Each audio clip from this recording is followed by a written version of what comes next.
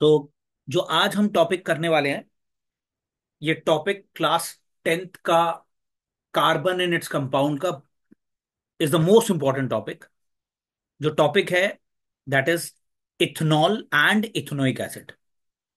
We are already aware that ethanol is the IUPAC name having a formula of C2H5OH.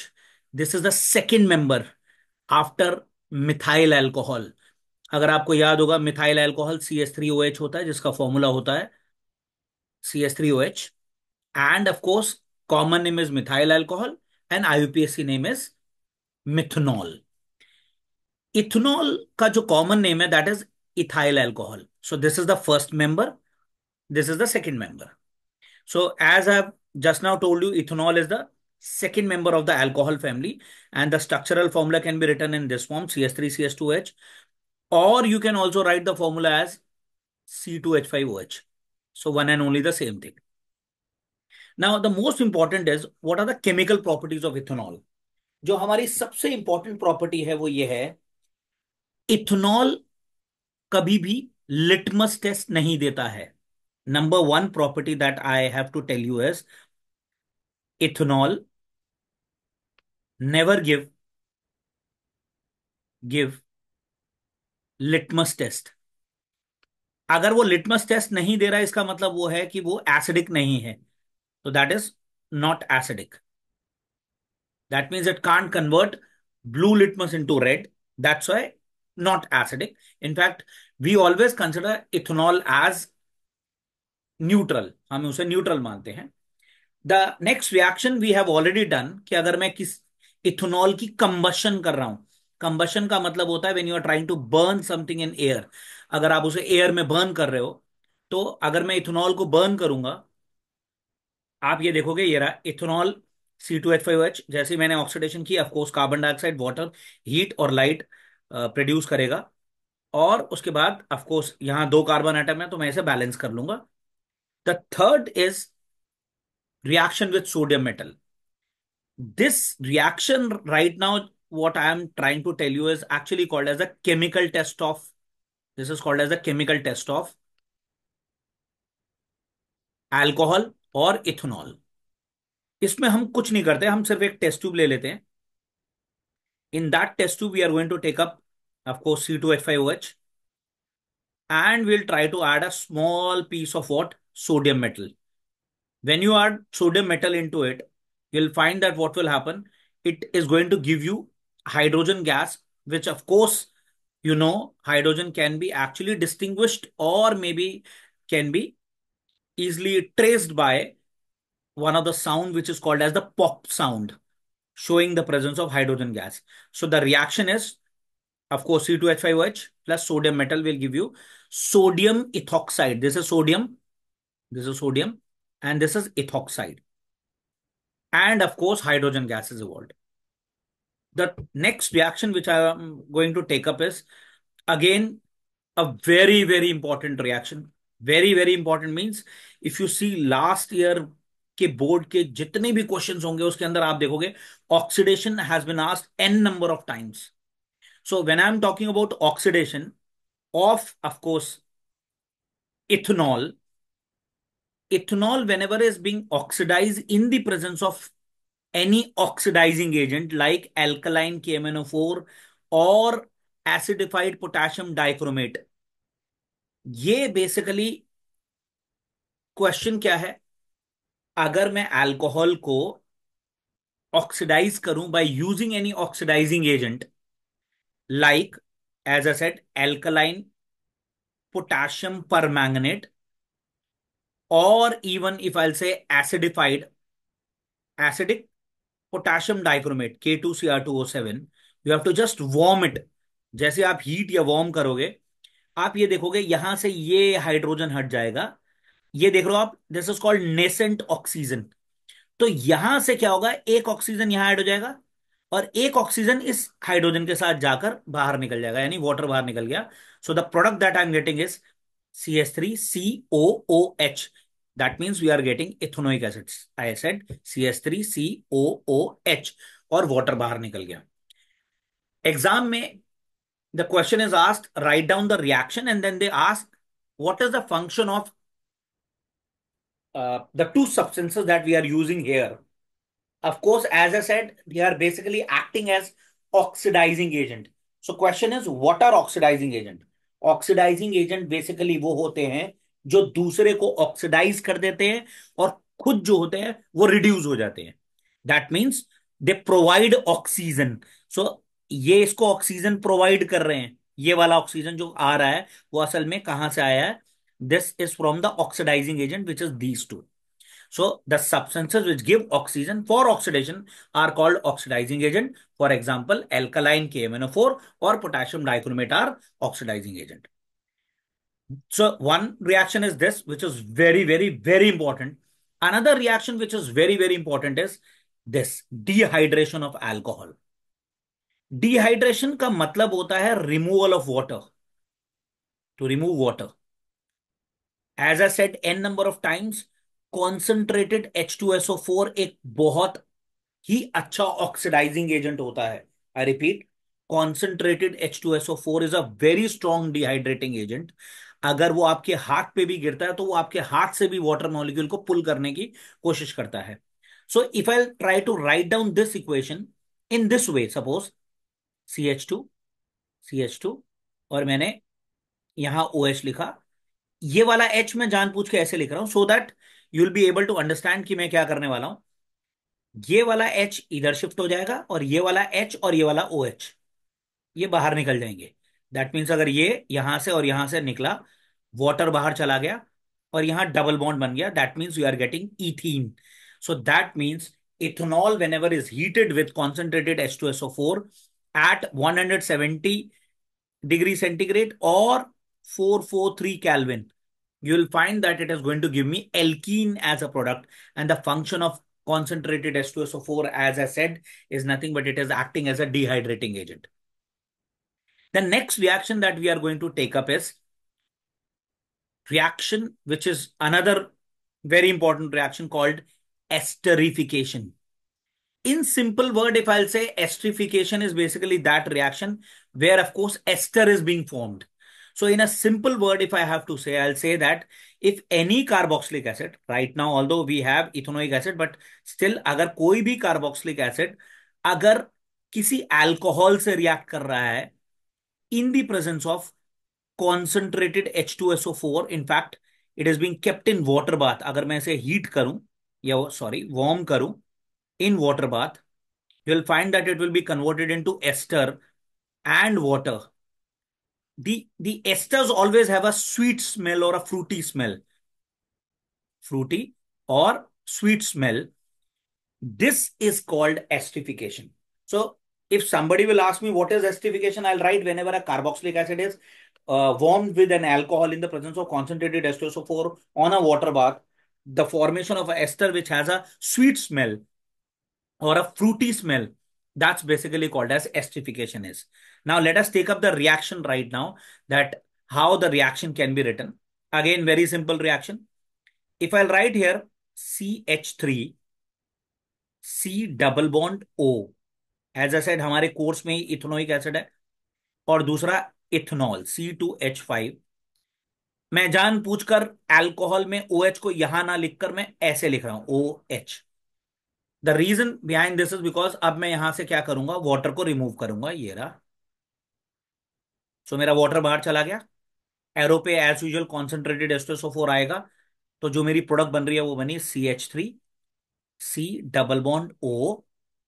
Then ये वाला O है, ये रहा O, और उसके बाद ये रहा C2H5. तो मैंने यहां C2H5 लिख दिया और वाटर बाहर निकल गया.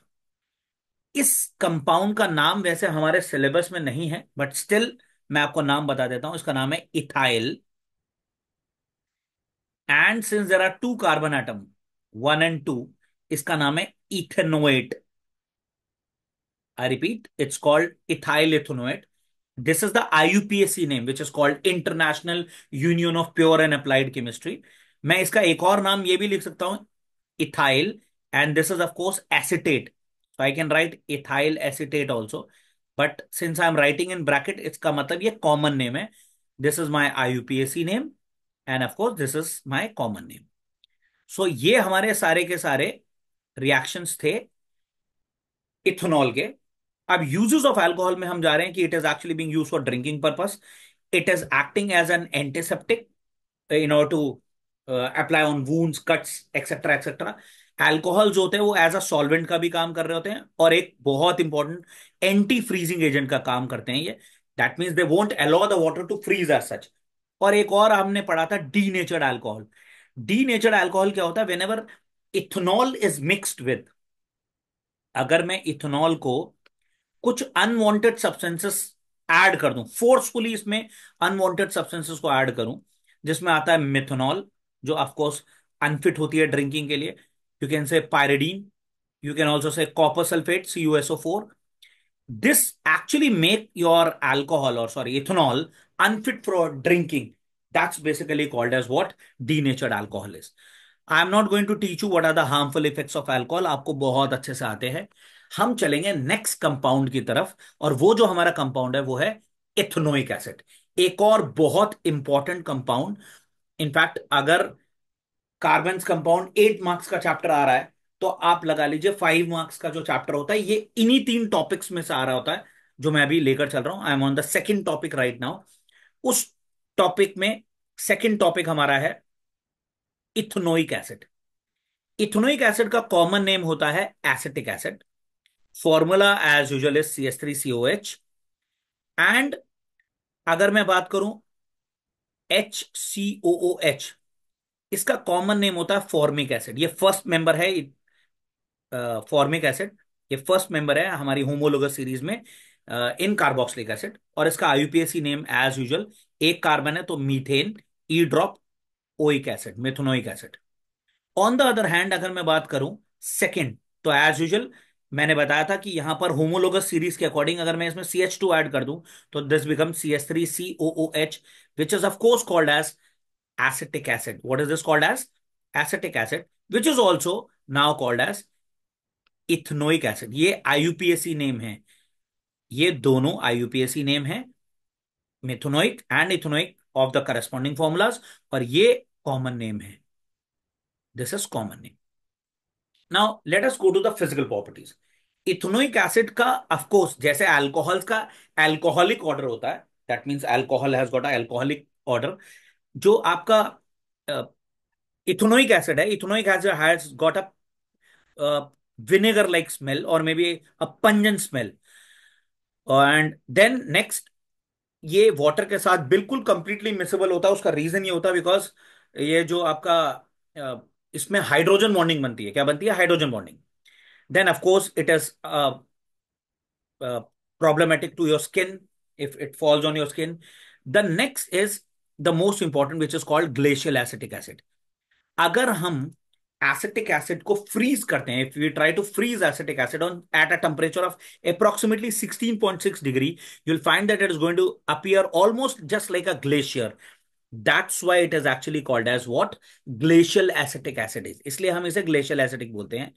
एक और जो हम प्रॉपर्टी पढ़ सकते हैं या, और वो है विनेगर। विनेगर जो है एक बहुत ही अच्छा प्रिजर्वेटिव होता है, and that is approximately 8 to 5%, sorry 5 to 8% of your acetic acid और इथेनोइक एसिड। डाइल्यूट सोल्यूशन जो होता है उसको हम बेसिकली क्या बोलते हैं? We use to call it as, क्या बोलते हैं उसको? We use to call it as vinegar. As I said, it is a very good preservative. Now, let us come to the most important topic once again, and it is actually called as the chemical properties.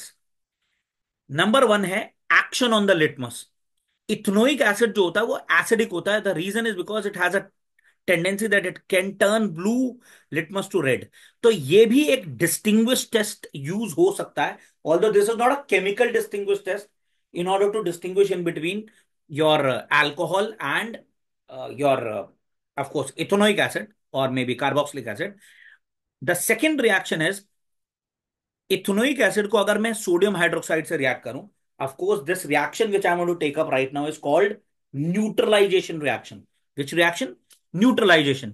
तो when I am talking about neutralisation reaction, ethanoic acid जब NaOH से react करेगा, तो ये वाला H और ये वाला OH, यहां से आप देखोगे कि वाटर रिमूव हो जाएगा, यानी ये वाला H और ये वाला OH आपका बाहर निकला, यानी वाटर बाहर निकल गया। ये वाला जो सोडियम है आपका, ये यहां पर आ गया।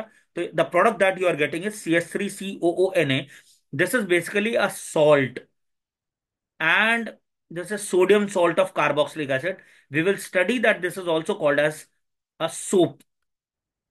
Sodium salt of carboxylic acids are nothing but they are basically called as soap. हम अभी पढ़ेंगे। उसके लिए एक और टर्म है, उसे हम बोलते हैं saponification. But this reaction we will study right now, अभी थोड़ी देर में हम उस पर पहुंचेंगे। थर्ड रिएक्शन एस्ट्रिफिकेशन है, जो हम ऑलरेडी कर चुके हैं। एज अ सेड, जो नेक्स्ट रिएक्शन है वो है saponification. Reaction with caustic alkali. अगर मैं किसी भी एस्टर को ले लेता हूं, एज यूजल, जो अभी हमने बनाया था एस्ट्रिफिकेशन के अंदर, यही वाला एस्ट्रिफिकेशन का एस्टर हमने लिया, और उसको मैंने किसी एल्कली से क्या किया, हाइड्रोलिसिस कर दी उसकी। आई रिपीट, जो हम प्रोसेस करने वाले हैं उसका नाम है सपोनिफिकेशन, और वो होती है सोप की preparation. But before that what I said, if I have an ester and if this ester is reacted with any alkali, अगर मैं इसे किसी भी एल्कली से रिएक्ट कराऊंगा, तो जो मेरी प्रोडक्ट बनेगी वो बनेगी sodium salt of carboxylic acid. Sodium salt of carboxylic acid, which as I said is nothing but it is actually soap, जो अभी हम थोड़ी देर में पढ़ने वाले हैं। एंड ऑफ कोर्स यहां पर अल्कोहल बनेगा। This reaction is nothing but it is called as your saponification is. So the process by which you are trying to do the hydrolysis of an ester in the presence of an alkali with of course any alkali matlab sodium hydroxide, or by using potassium hydroxide, you will find that it is going to give you a sodium salt of carboxylic acid. That's basically called as saponification acid. Now let us take up the reaction. As I said in class also, मैंने आपको class में भी ये चीज बताई थी, CH3COOC2H5, अगर मैं इसे सोडियम हाइड्रोक्साइड से रिएक्ट करूं, ये वाला जो बॉन्ड है ये मेरा ब्रेक करेगा। यहां पर आपका Na आ जाएगा, क्योंकि इस पे नेगेटिव होता है तो इस पे पॉजिटिव, तो ये बन गया। और यहां पर हमारा OH का OH आ जाएगा। सो the product that I got is CH3CONA, ये रहा CH3CONA, एंड ऑफ कोर्स यहां बना C2H5OH। ये बन गया अल्कोहल या इथेनॉल। सो सोडियम इथेनोएट बना, जिसे मैंने बोला सोडियम एसिटेट भी बोलते हैं, and this is nothing but it is a soap. The last reaction that we are going to take up is a very, very, very important reaction. Is being asked in the board exam from last 6 to 7 years. शायद ही मैंने कोई ऐसा board का paper देखा हो जिसके अंदर ये क्वेश्चन ना आया हो, और वो है, how will you chemically distinguish in between your alcohol as well as your I'll say your acetic acid, or maybe I'll say carboxylic acid, ethanoic acid, whatever. So the reaction is actually called as sodium bicarbonate test, or you can also say it as your sodium carbonate test. You can use any of them as such. तो आपने क्या करना है, आपको एक, मतलब अगर मैं, मतलब यूजली हम स्कूल में तो ये दिखाते ही हैं कि बेसिकली क्या होता है। अगर हमने क्या किया है, टेस्ट ट्यूब ली, this is suppose a test tube where I have taken suppose your sodium bicarbonate solution, और अगर मैंने यहां पर उठाकर एसिटिक एसिड को ऐड कर दिया, या यू कैन डू वाइसा वर्सा, उल्टा भी कर सकते हो, you will find that what will happen, यहां से ब्रिस्क एफर्वेसेंस ऑफ कार्बन डाइऑक्साइड आएंगी। This carbon dioxide which is actually coming out shows that your carboxylic acid is present, which, and this test which I'm talking about right now is only being given by ethanoic acid. Ethanol never give this test. Ethanol never give this test. So this test is actually used in order to distinguish in between a carboxylic acid or ethanoic acid and an alcohol. So as I said, ethanoic acid react with carbonate and hydrogen carbonate to give rise to salt, carbon dioxide, and water. The evolution of carbon dioxide with brisk effervescence shows the given organic compound is a carboxylic acid or ethanoic acid.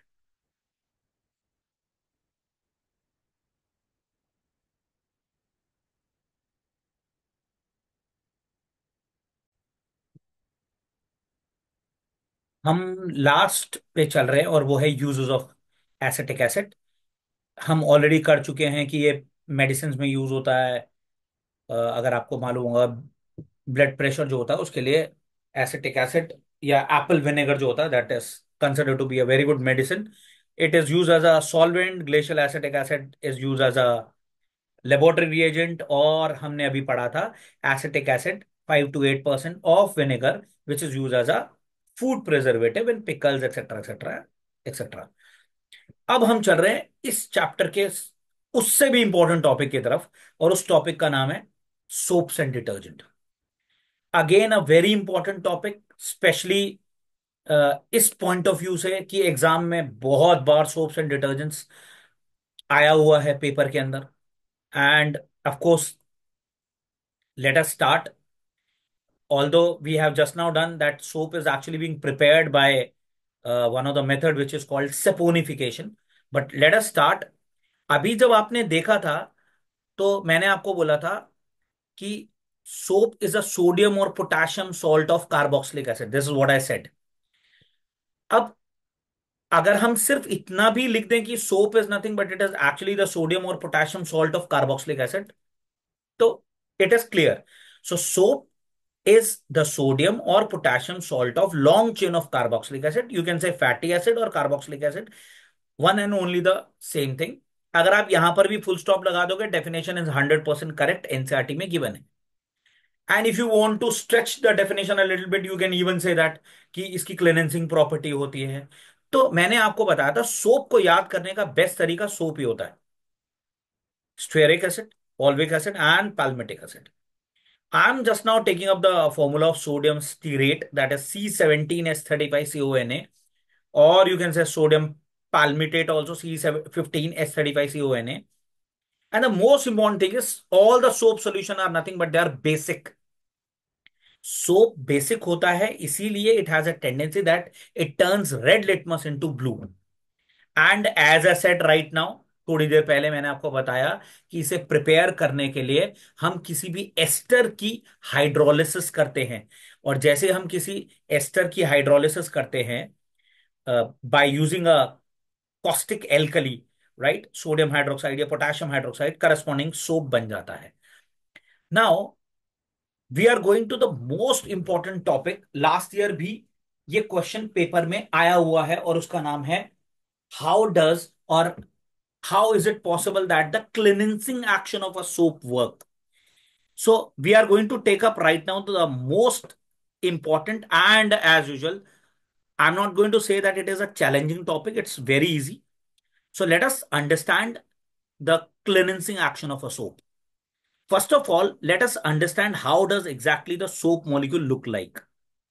Soap molecule has actually got a structure which is called a tadpole structure. A tadpole basically means is basically, if I'll say, it has a long hydrocarbon part and it has a short ionic part. So we have a long hydrocarbon chain, which is of course oil soluble, or we can say that it is dirt loving. This is dirt loving, or we can say that it is hydrophobic. Hydrophobic मतलब पानी से डरने वाला. This is the short ionic part which is nothing but it is water soluble. We used to say this is hydrophilic. अगर आपसे ये terms याद नहीं होती कोई दिक्कत नहीं है. This is hydrophilic, that means it is water loving. This is water loving. और ये है वाटर हेटिंग बोल लो आप, या grease loving. The point is when a soap is dissolved in water, I repeat, the point is when a soap is dissolved in water, you'll always find that what will happen if a soap is dissolved in water, it is going to form a colloidal suspension. आपने class ninth में भी पढ़ा कि ये कभी भी हमें एक कोलाइडल सस्पेंशन देता है. और अगर मैं अभी आपको डायग्राम दिखाऊं तो ये आपको जो दिखाई दे रहे हैं, दीज आर कोलाइडल सस्पेंशंस. इसको हम कोलाइडल सस्पेंशन बोलते हैं. And the most important thing right now is कि अगर हम इस कोलाइडल सस्पेंशन की बात करें, इनकी जो क्लस्टर्स हैं, can you see these all combined clusters, इनके लिए हम एक टर्म यूज करते हैं विच इज कॉल्ड मिसल्स. क्या बोलते हैं? Micelles. MICELLES, micelles. So a soap molecule basically has a tadpole structure. which has two ends. I repeat, it has a tadpole structure with two ends. As I said, it has a long hydrocarbon part and the short ionic part. मैंने अभी आपको बताया, जो short आनिक part है वो hydrophobic होता है, sorry, short ionic part is hydrophilic, यानी वाटर लविंग, और ये होता है लॉन्ग हाइड्रोकार्बन पार्ट जो है वो हाइड्रोफोबिक होता है। अब जैसे ही आपने सोप को पानी के अंदर डिसॉल्व किया, तो बहुत सारे क्लस्टर्स जो थे वो बन गए in the form of what, micelles. Now this is the short ionic part, ये हमारा शॉर्ट आयनिक पार्ट है, ये लॉन्ग हाइड्रोकार्बन पार्ट है। Consider that this is my cloth, ये वो वाला क्लॉथ है जिससे मैं डर्ट निकालने की कोशिश कर रहा हूं, ये डर्ट है उस पे। तो जो शॉर्ट आनिक पार्ट होता है वो तो वाटर के साथ अटैच हो जाता है, ये रहा, ये शॉर्ट आनिक पार्ट वाटर के साथ अटैच हुआ। ऑन द अदर हैंड अगर मैं बात करूं कि इसकी जो लॉन्ग हाइड्रोकार्बन पार्ट है, ये वाला लॉन्ग हाइड्रोकार्बन पार्ट, ये क्योंकि अभी मैंने बताया था डर्ट लविंग है, ये ग्रीस लविंग है, तो ये क्या करेगा, अपने आप को ग्रीस के साथ जाके अटैच कर लेगा। और ये रहा शॉर्ट आयनिक पार्ट, ये वाटर के साथ अटैच हो गया, वो ग्रीस के साथ जाके अटैच हो गया। अब जैसे ही आप क्या करोगे, कुछ थोड़ा सा भी एजिटेशन करोगे, एजिटेशन का मतलब आप रब करोगे, सो जो बॉन्ड्स होते हैं वो वीक होना स्टार्ट हो जाते हैं। I will explain once again what I said. मैंने बोला जैसे ही आप सोप को या डिटर्जेंट को पानी में ऐड करोगे, तो आप देखोगे कि यहां पर क्या होगा, जो लॉन्ग हाइड्रोकार्बन पार्ट है वो ग्रीस लविंग है, तो वो ग्रीस के साथ जाके अटैच हो जाएगा। और इसके एंड पे लगा होता है शॉर्ट आयनिक पार्ट, वो वाटर से अटैच होता है। तो जैसे ही आप इसको रब करना स्टार्ट करोगे, when you try to rub this, what will happen, you will find that the water molecules will try to pull this part, water molecule अपनी तरफ शॉर्ट आयनिक पार्ट को पुल करेगा। वो इन टर्न्स किसको पुल करेगा, इस लॉन्ग हाइड्रोकार्बन पार्ट को पुल करेगा। इन टर्न्स हाइड्रोकार्बन पार्ट जो होगा वो ग्रीस से अटैच हो, तो वो ग्रीस को अपनी तरफ पुल करेगा, यानी एवरीथिंग इन द ऑफ, और everything as a dirt will try to come into the water. So I'll just repeat what I said. When a soap is dissolved in water, the carbon chain, which is called hydrophobic, get attached towards the oil, dirt, grease. The hydrophilic end stay away from this. The tail entangles the dirt, oil, or grease, and if required, agitation is being done. As I said, a lot of rinsing is done with water so that the molecules can attract the sodium ions. And finally, as I said, everything comes into the water. Now, the most important thing, another point, that what are the limitations of a soap? The most important thing is soap has a big limitation that it cannot work in hard water. But the question right now is, what do you mean by hard water? Right now there is a very complicated definition of hard water, but right now हम एक short में definition लेकर चलेंगे। Hard water is, और hardness of water, hard water और hardness of water is because of what? The calcium and magnesium ions.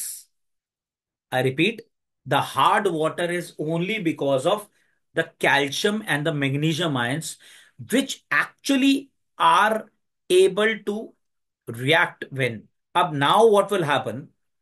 जैसे ही आप soap को टैप वाटर के साथ रिएक्ट करोगे ना, तो it is going to give you a very good amount of leather, that foam, अगर मैं बोलूं फोम, ठीक है, froth, one and only the same thing. So soap अगर टैप वाटर से रिएक्ट कर रहा है, यानी जिसे हम सॉफ्ट वाटर बोलते हैं, सॉफ्ट वाटर, तो ये तो बड़े आराम से आपको बहुत अच्छा फ्रॉथ देगा, ठीक है, फ्रॉथ बोल लीजिए आप, लेदर यू कैन से, और फोम भी बोल सकते हैं, inside is using a word foam. So काफी अच्छा आपको फ्रॉथ दिखेगा यहां पर, पूरा झाग होगा यहां पर, हिंदी में अगर उसे बोले तो। On the other hand, if I am talking about what, अगर मैं सोप को उठाकर रिएक्ट करूं किसके साथ, हार्ड वाटर के साथ, राइट, हार्ड वाटर, जो मैंने बताया कैल्शियम और मैग्नीशियम के, यहां पर एक इनसॉल्युबल सब्सटेंस बनेगा जिसे हम बोलते हैं scum. I repeat, you will be getting an insoluble substance, और ये इनसॉल्युबल सब्सटेंस जो होता है इसे हम बोलते हैं स्कम। ये क्या करता है, सोप की एफिशिएंसी हार्ड वाटर में कम कर देता है। That means if I am going to use a correct word, this is going to hinder the washing of the soap because it will try to form what? A kind of a precipitate, insoluble precipitate that decreases the cleansing action of a soap. एक और limitation होती है soap की, soap can not be use in acidic solution, because acidic solution में जाने के बाद वो डिकम्पोज हो जाता है। बट सोप का एक एडवांटेज होता है, वो अभी हम पढ़ेंगे, और वो होता है कि ये बायोडिग्रेडेबल होता है। Soaps are biodegradable. बायोडिग्रेडेबल का मतलब है that it can be actually decompose by the action of micro organisms into simple and unharmful substances. तो इससे वाटर पोल्यूशन होने के चांसेस नहीं होते, जो अभी हम पढ़ेंगे डिटर्जेंट्स में होते हैं। फिलहाल डेफिनेशन ऑफ डिटर्जेंट पे चलते हैं। डिटर्जेंट को हम बोलते हैं soapless soap, because they act just like a soap, they have a cleaning property like a soap, but they as well actually they are not soap, right? That's क्योंकि a detergent is sodium salt of long chain of benzene sulfonic acid, again which has a cleansing property in water. अब detergent के जो मैंने बताया आपको disadvantage होते हैं, वो एक्चुअली सोप के एडवांटेजेस हैं। मैंने आपको बताया कि अगर मैं बोलूं सोप का सबसे बड़ा डिसएडवांटेज जो था, वो डिटर्जेंट का एडवांटेज है। फिलहाल हम डिसएडवांटेज ऑफ डिटर्जेंट पे चल रहे हैं। जो सोप के एडवांटेजेस हैं, synthetic detergent are very good to work in hard water, but जो उनकी सबसे बड़ी प्रॉब्लम होती है, मैंने बताया, नॉन बायोडिग्रेडेबल होते हैं। दैट मीन्स माइक्रो ऑर्गेनिज्म इनको डिकम्पोज नहीं कर सकते into simple and unharmful substances, इसलिए दे कॉजेज वाटर पोल्यूशन। ये वाटर पोल्यूशन कॉज करते हैं, ये एक सबसे बड़ी प्रॉब्लम है। दूसरा, जो हमारा फॉस्फोरस के कंपाउंड्स होते हैं सिंथेटिक डिटर्जेंट में, उससे एल्गई की ग्रोथ जो होती है वो बढ़ जाती है in the of course the water, and that's why you might have done one of the term called in bio eutrophication, that increases the concentration of harmful substances. That is also problematic from the detergent point of view. But detergent के advantages आपको बताए। Number one, cleansing action is far more better, and एक और सबसे important point, that it can actually work in hard water. या hard water में बहुत effectively और एफिशिएंटली काम करता है। और एक और चीज, इसकी एफिशिएंसी जो होती है, क्लेंजिंग पावर, सोप से फार मोर बेटर होती है। तो ये मैंने डिफरेंसेस लिखे हैं सोप्स और डिटर्जेंट में। सबसे पहला जो डिफरेंस है वो है, सोप जो होता है sodium salt of long chain of carboxylic acid है, डिटर्जेंट जो है एम बेंजीन सल्फोनिक एसिड का, कार्बोक्सिलिक एसिड का डेरिवेटिव है। सोप्स वॉशिंग के लिए हार्ड वाटर में काम नहीं करता है, स्कम बनाते हैं, ये बहुत एफिशिएंटली काम करता है। सोप्स को फैट और वेजिटेबल ऑयल से बनाया जाता है, ये बनाए जाते हैं, मतलब इन फैट और वेजिटेबल ऑयल से नहीं बनता। ये बायोडिग्रेडेबल होते हैं, ये नॉन बायोडिग्रेडेबल होते हैं। You can even add on a point, ये पोल्यूशन कॉज नहीं करते हैं, वाटर पोल्यूशन कॉज नहीं करते, ये वाटर पोल्यूशन कॉज करते हैं।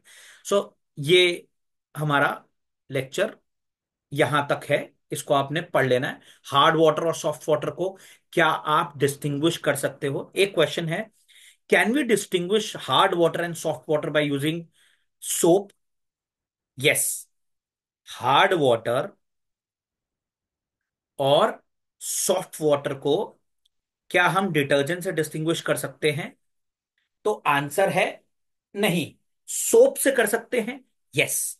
क्योंकि अगर मैं बोलूं सोप, सोप हार्ड वाटर के अंदर स्कम बनाएगा, इनसॉल्युबल प्रेसिपिटेट, और ये सॉफ्ट वाटर में बिल्कुल अच्छा सा फ्रॉथ देगा।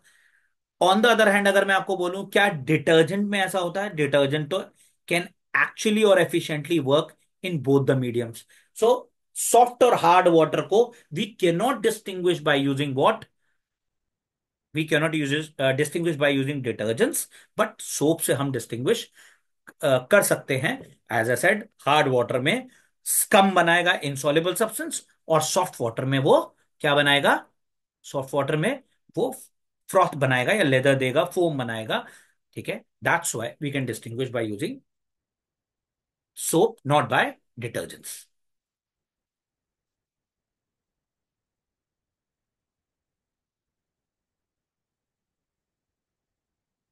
Thank you.